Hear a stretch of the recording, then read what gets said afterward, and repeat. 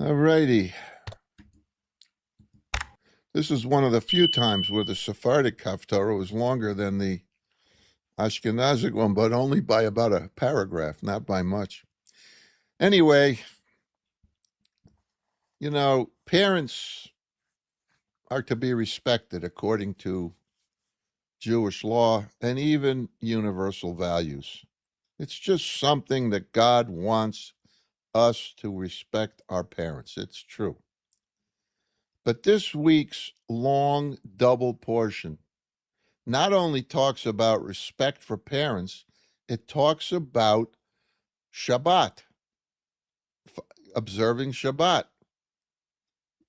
Unfortunately for us, if you look, and I mean it unfortunately kind of tongue in cheek, in Vayikra chapter 19, verse 3, which we read today, it says, and I'm going to read it in English, since I assume very few of you would understand what I'm saying if I said it in Hebrew. Every human being shall respect his mother and father and keep my Shabbatot, for I am Adonai, your God. It's a clear link. You should honor your parents and keep Shabbat. They go hand in hand. It's in one sentence. Every human being shall respect his or her mother and father and keep my Shabbatot, for I am Adonai, your God. Huh. The Torah pairs these together to teach both their importance and their order. Parents deserve respect, but not at the expense of God's will. In other words, if a parent is an abusive parent or is an absent parent, that's not the way God wants it. So God takes care of that, but also you got to do the Shabbat. Because why? Because Adonai is your God. That's why. Adonai said so. God reminds us that if a parent tells a child to violate the Torah, or if the parent violates the Torah, especially Shabbat, God's command must prevail. So an elderly man in Central Park once watched two workers repeat a strange routine. One dug a hole, both waited, and the other filled it in without putting anything in the ground. You could imagine this, right? And then this went on for then they would wait for 10 minutes. Then they'd do another one. They'd dig another hole. And they would nod to each other, and they would get up. One would dig a hole, the other filled it in, then they patted it. They waited 10 minutes, and they created another one. They moved a few feet and did it again, and did it again, and did it again, until this elderly man couldn't take it anymore. He walks up to them. He says, "What are you doing? What are you accomplishing here? You're digging a hole. You're waiting about a minute or two. Then you're filling it in. You're tapping it down. Then you wait 10 minutes and you do it somewhere else. What are you doing? Are you digging or are you filling?" And one of them says, "Oh, we're planting trees. I dig, and the next guy plants the tree, and this third guy here fills it in." He says, "What second guy? I don't see anybody putting trees. Where's the tree?" And the tree guy didn't show up today, was the reply. "But we're the union, so we do our part, and we're not missing a day's pay."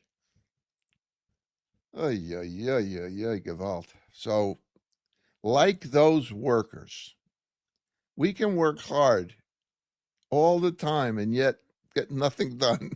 We can fall short if something essential is missing. And in our case, God is telling us we need both our parents and God, three parents, to live with purpose. We can't live with purpose if we don't have parents and we don't have God in our life. That is why the Torah joins honoring parents with keeping Shabbat. Every human being shall respect their mother and father and keep my Shabbatot, for I am Adonai your God. You know, I got to tell you, some of you will remember, but when my father passed away 11 years ago, my brothers and I attended the daily minyanim every single day, twice a day. We went morning and evening to say the Kaddish. And we observed the customs of mourning. We did. His four sons, we all did it. We didn't miss. I even made sure that when Lynn and I went on a cruise, I went on a cruise where I could say Kaddish every day. They had a Kosher Rika cruise on that ship. You know, my father did the same thing for his parents. He did Kaddish every day, and no matter what the weather, he went and he did it. Yet he never wanted his sons to give up a year for him. And he told us, you don't have to do all that. So why did we do it? We didn't do it for him. We did it for ourselves. We did it to honor our father within the context of honoring God. As we chose each week to honor Shabbat, we also chose to honor our father's life by saying Kaddish each day. Did it feel like a sacrifice? We had no music, no parties. We always needed to find a minyan. Every day for almost a year we did this. And it didn't feel like a sacrifice at all. We all felt like we were doing something worthy and worthwhile. And you know, my father risked his life on Iwo Jima. He worked tirelessly as a kazan, and he brought so much spirituality and laughter to others while providing for our family all the time. He did. He was a good provider, a good person, a good parent. But he never looked for praise. But to his sons, he was and remains worthy of praise. I never felt I did anything special. I simply tried to do what was right. That's all. And not only did I always succeed, of course not, but I always tried. Praising God each day, and especially on Shabbat, often singing many of the melodies that my father wrote during the service. I did one today. I'll do another one later.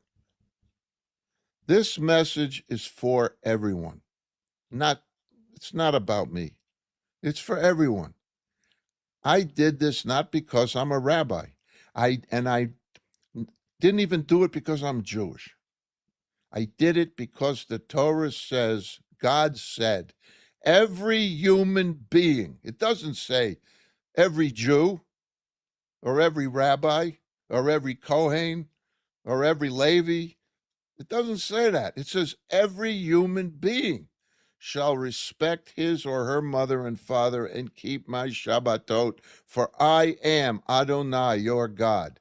That is why we are all here today. Look at the numbers that are coming. Where are you coming from? You're coming to keep and remember Shabbat because Adonai is our God. And that's the reason. And with Yom HaZikaron, the Day of Remembrance, and Yom HaAtzmaut, the Independence Day for Israel, being in our rearview mirrors this past week, I got to say, and I mean more than ever, Am Yisrael Chai and Shabbat Shalom.